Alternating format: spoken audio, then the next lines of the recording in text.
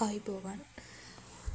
අද මම ඔයාලට ගෙනාවේ ඔයාලගේ 11 වසර බුද්ධාගම පෙළ පොතේ 20 වෙනි පාඩම. දැහැමි ධනය ගෙන එයි සැපත. හරි. මේ පාඩම මම කොටස් දෙකකින් ගේන්න බලාපොරොත්තු වෙනවා.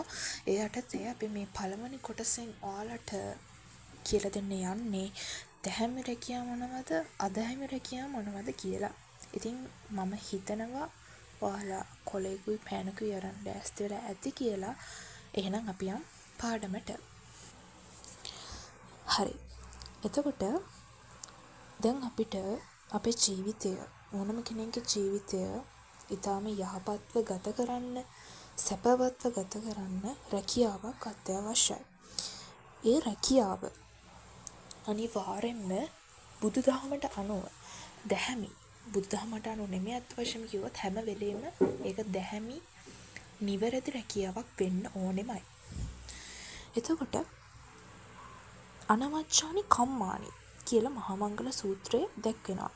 ඒ කියන්නේ නිවැරදි රැකියාවක් කිරීම මංගල කරුණක් කියලා තමයි මේ මහා මංගල සූත්‍රයේ දැක්වෙන්නේ. එවැනි නිවැරදි කර්මාන්ත ගණනාවක් සූත්‍ර ධර්මවල සඳහන් වෙනවා. එහෙනම් අපි බලමු මොකක්ද සඳහන් වෙන ඒ නිවැරදි රැකියා මොනවද කියලා. පළවෙනි එක තමයි කෘෂි කර්මාන්තය කියලා කියන්නේ. කෘෂි කර්මාන්තය කියලා කියන්නේ ලංකාවේ නම් ප්‍රධානතම කර්මාන්තයක්නේ නේද? ඉතින් කෘෂි කර්මාන්තය කියලා කියන්නේ ඉතාමත් සුදුසු නිවැරදි රැකියාවක්. ඒ වගේම තමයි වෙළඳාම කියලා කියන්නේ. වෙළඳාමත් හොඳ රැකියාවක්. වෙළඳාම අපිට නරක විදිහට කරන්න පුළුවන්.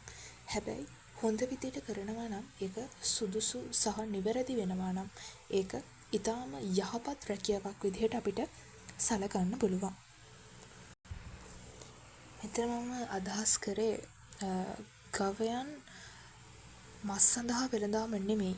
ගවයන් රැක බලා ගැනීම. ඒ කියන්නේ සමහරු ගවයන් රැක බලා ගන්නනේ මස් පිණිස. එහෙම නෙමෙයි. පස්ගෝ රස ලබා ගන්න. පස්ගෝ රස දන්නවනේ. කිරි දීකිති ගිතෙල් වෙඬරු මෝරු. ඒ පස්ගෝ රස ලබා ගැනීමට පමණක් ගවයන් රැක බලා ගන්නව නම් ඒක ඊටාම සුදුසු රැකියාවක් වෙනවා. අපි ඒකට කියනවා ගෝරක්ක කියලා. කෘෂි කර්මාන්තර අපි කියනවා කසී කියලා. වෙළඳාමට කියනවා වණිජ්‍ය කියලා. හරිද? ඊට අමතරව තවත් නිවැරදි කර්මාන්තයක් වෙන්නේ රාජ්‍ය සේවය. රාජ්‍ය සේවයත් ගත්තොත් අපි කියනවා රාජපෝරිස කියලා. රාජ්‍ය සේවයත් ඊටාම සුදුසු නිවැරදි රැකියාවක් වෙනවා. ඒ වගේම තමයි අනිකුත් ශිල්ප කර්මාන්තත් නිවැරදි රැකියාවක් විදිහට ගන්න පුළුවන්. හරි. මේ නිවැරදි රැකියාව වගේම අදහැමි රැකියත් අපේ සමාජයේ තියෙනවා. මොනවද ඒ අදහැමි රැකියාව? ඔව්. පළවෙනි එක විදිහට අවියායුධ වෙළඳාම. අවියායුධ වෙළඳාම කියලා කියන්නේ ඊටාම නොකල යුතු වෙළඳාම. ඉතින් අපි දන්නවනේ මේ අවියායුධ වෙළඳාම සිදු කරන්නේ විවිධ යුද කටයුතු වලදී අපිට අවියායුධ ඕන වෙනවනේ. ඒ වගේම තමයි ඔය පාතාල මැරකල්ලි ඒ කට්ටියටත් ආයුධ අවශ්‍යයි. ඉතින් මේ ගත්තාම මේ වගේ ක්‍රියා යුද්ධයක් ඇති වෙන්න පුළුවන්. ඒ අර පාතාලය මැර ඒවා ඇවිල්ලා නුසුදුසු ක්‍රියානේ. ඉතින් මේ නුසුදුසු ක්‍රියාවලට තමයි මේ අවියායුධ අවශ්‍ය වෙන්නේ. ඉතින් එහෙම බැලුවොත් ඇත්ත වශයෙන්ම කිව්වොත් නොකල යුතු වෙළඳාමක් තමයි අවියායුධ වෙළඳාම කියන්නේ. අවියායුධ අපි කියන්නේ මිනිස්සු පාවිච්චි කරන හොඳ දේවල් වලට නෙමෙයිනේ. අවියායුධ හොඳ දේවල් වලට පාවිච්චි කරන්නේ නැහැනේ. ඉතින් ඒ හින්දා අපිට සලකන්න පුළුවන් අවියායුධ වෙළඳාම ඊටාම නොකල යුතු වෙළඳාම් පහෙන් එකක් කියලා. හරි. ඊළඟට තමයි සත්ත්ව වෙළඳාම කියලා කියන්නේ. සත්ත්ව වෙළඳාම කියලා කියන්නේ නුසුදුසු රැකියාවක්. සත්ත්ව වෙළඳාම කියලා කියන්නේ මෙතන මස් වෙළඳාම. හරිද? සත්ත්ව වෙළඳාම ඊටාම නුසුදුසු සත්ත්ව වෙළඳාම නෙමෙයි මස් වෙළඳාම. මස් වෙළඳාම ඇවිල්ලා දන්නවා අපි දැන් මස් කියලා කියන්නේ මොකක් හරි සතෙක් මරන්න එපා. ඉතින් මේක ඊටාම නුසුදුසු කාර්යයක්. ඉතින් මස් වෙළඳාම අපි හැම වෙලේම නොකළ යුතු අධහැමි රැකියාවක් විදිහට තමයි ගන්නෙ. ඒ වගේම තමයි සත්ත්ව වෙළඳාම කියලත් කියන්නේ. සත්ත්ව වෙළඳාමත් ඊටාම නුසුදුසු රැකියාවක් වෙනවා. ඒ වගේම තමයි අනිත් රැකියාව විදිහට මත්ද්‍රව්‍ය වෙළඳාම ගන්න පුළුවන්. අපි දන්නවා පන්සිල් පද පහේ සඳහන් වෙනවා සුරාමේරය මජ්ජපමා දට්ඨානා වේරමණී සික්ඛාපදං සමාදියාමි කියලා.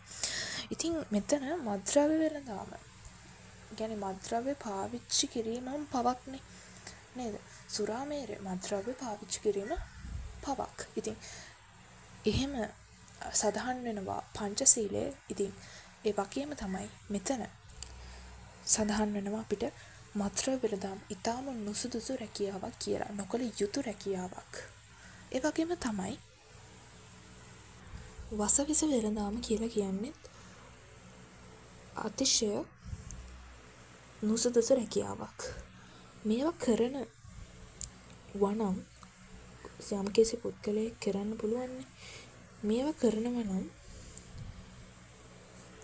ඒ අයගේ ධනය ස්ථාවර එකක් වෙන්නේ නැහැ. මේ වගේ අධාර්මික රැකියා කරනවා නම් ඒ අයගේ උපයන ධනය ස්ථාවර වෙන්නේ නැහැ. මේ වගේ වෙළඳාම් කරන අය නීති රැහැනට පවා කොටු වෙන අවස්ථා අපි දැකලා තියෙනවා. ඉතින් ඒ හින්දා එයාලා අපකීර්තියටත් පත් වෙනවා. ඒ විතරක් නෙමෙයි ඒ කට්ටිය ඒ වෙළඳාම් කරන අය පරලෝ වශයෙන් පිරිහෙනවා. මෙලෝ වශයෙන්ුත් පිරිහෙනවා.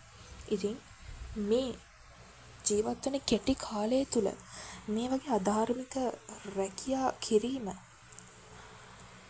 නුසුදුසුයි. හැම පුද්ගලයෙක්ටම ඒක පොදු කාරණයක්.